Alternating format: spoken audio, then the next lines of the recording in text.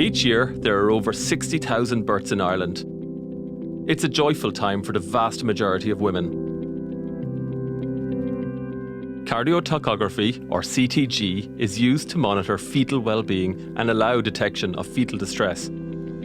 As part of Science Foundation Ireland's AI for Societal Good Challenge, a project between the Infant Research Centre in UCC and Cork University Maternity Hospital is looking at using artificial intelligence to help better identify those very few babies who are in distress. So, Mairead, can you explain simply what is a CTG? Any woman who's had a baby will, for the most part, have had a tracing of the baby while they're pregnant or in labour.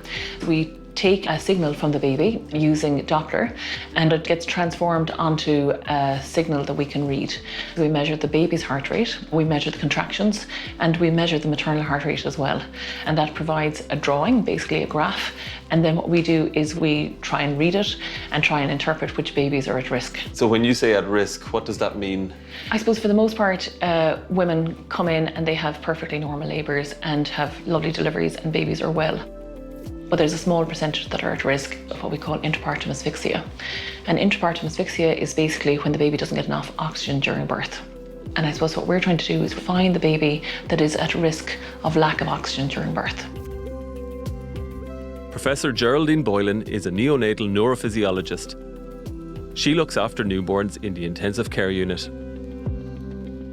The majority of babies that I'm asked to monitor are those who were entered labour without any problems. They were full-term infants, but something went wrong during labour and the brain was deprived of oxygen and they ended up with fetal distress and needing care in the neonatal intensive care unit.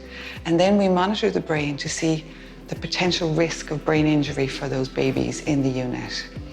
The numbers I have seen over the last 20 years haven't changed. We have not been able to move the dial.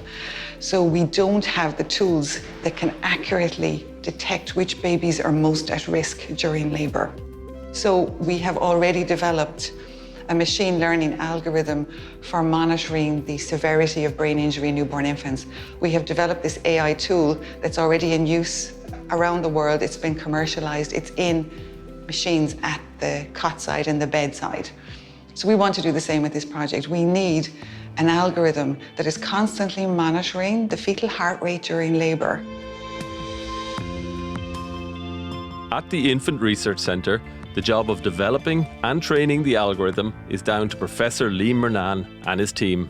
If you go to the hospital and you look at the amount of machines that are now on the little babies in the labour ward, etc., there's a huge amount of data coming to the clinicians.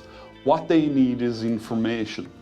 They need assistance to take the data and turn it into something that they can make decisions on. And that's, I think, is the role of AI. It's taking data and turning it into information. It doesn't sound complicated, it just sounds like we need it now. I think what the limiting factor up to now has been the digitalisation of the record. But now, and this is only the last 3 or 4 years, from an Irish perspective, you can actually get a digital record and it comes in literally like an Excel file. So that should be manageable. In Cork, in the last 3 or 4 years, we have, almost 24,000 deliveries.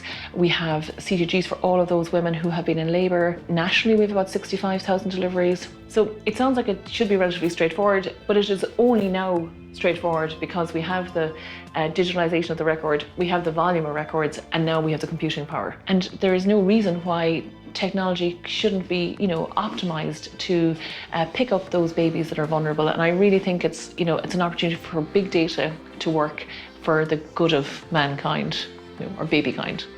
So what we have here is a mock-up of what we think the system will look like. What you've got to realise is that these signals will be live. They will be changing continuously all through the process. Here you have the fetal heart rate, you have the maternal heart rate, and then here you have the contractions as the mother is going through labour. And what the midwives and the obstetricians are looking for is that when a contraction occurs, does something change in the fetal heart rate? And more importantly, when a contraction occurs, does the fetal heart rate recover? You're looking for the very rare cases where the fetal heart rate doesn't recover over time, or the baby has some underlying conditions and something goes wrong. By bringing in signal processing and artificial intelligence, it will allow us to come up with something like we have here at the bottom, where we show green is things are fine, orange is maybe something isn't quite right, and red is there's something going wrong, and you need to look at this very closely. Worldwide, there are over 130 million births every year, and a huge amount of these occur in the developing world, where resources are limited. Obviously, we want to develop a technology that's appropriate for Ireland and for the developed world, but actually a huge part of what we're trying to do is also develop that so that it is appropriate for the developing world. And hopefully we'll prevail to provide a technology that is useful, picks out those babies that need to be delivered, and really significantly reduces the women that don't need to be intervened with. This is a clinical decision support tool. It's not going to replace the clinician. And I think there's a lot of worry that, AI is going to replace doctors and nurses. It won't, because we've learned from experience that what it actually does is that it supports, it helps make that decision.